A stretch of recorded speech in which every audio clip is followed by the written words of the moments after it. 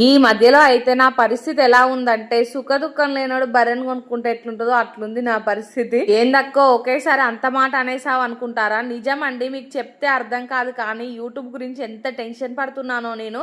మా హస్బెండ్ ప్రతిసారి నీకు ఇంత టెన్షన్ అవసరమా, ఖాళీగా పిల్లల్ని చూసుకుంటూ ఉండొచ్చు కదా, లేనిపోని టెన్షన్లు అన్నీ మెడకు పెట్టుకుంటావు, ప్రశాంతంగా ఉండేదానివి, అనవసరంగా ఆ యూట్యూబ్ షార్ట్స్ అన్నీ ఇంకా హెచ్డి క్వాలిటీలో అప్లోడ్ అవ్వట్లేదని నువ్వు టెన్షన్ పడుకుంటూ నాకు టెన్షన్ పెడుతున్నావు అనేసి ఒకటే అంటున్నాడు.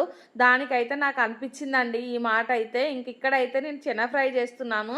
చెన ఫ్రై అయితే మీలో ఎంతమందికి ఇష్టం అనేది కామెంట్ చేయండి. చెన అంటే ఏంటిది అనుకుంటారో కొంతమంది, అదే అండి. కొంతమంది అయితే జన అంటున్నారు దీన్ని, మేమైతే చెన అనే అంటాము. దీన్ని అయితే ఇలా ఒకసారి ఫ్రై చేయండి, చాలా టేస్టీగా ఉంటుంది. చేపల కంటే కూడా దీంట్లో చాలా హెల్త్ బెనిఫిట్స్ ఉన్నాయి. దీన్ని ఇలా ట్రై చేస్తే ఏంటంటే చాలా టేస్టీగా వస్తుంది. కొంతమంది ఏంటంటే వేరేగా ట్రై చేస్తున్నారు. అలా కాకుండా ఒక్కసారి ఇలా ట్రై చేసి చూడండి. ఇంకా టేస్ట్ ఎలా వచ్చిందో కామెంట్ సెక్షన్లో అయితే కామెంట్ చేయండి. బాయ్.